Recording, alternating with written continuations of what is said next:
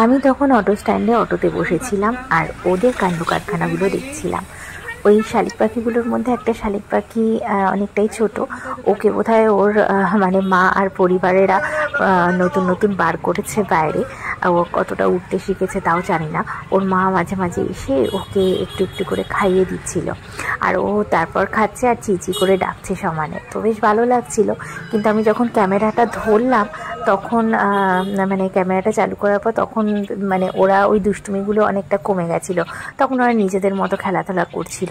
তো এই যে ওরা ঘুরে বেড়াচ্ছে দেখছিলাম।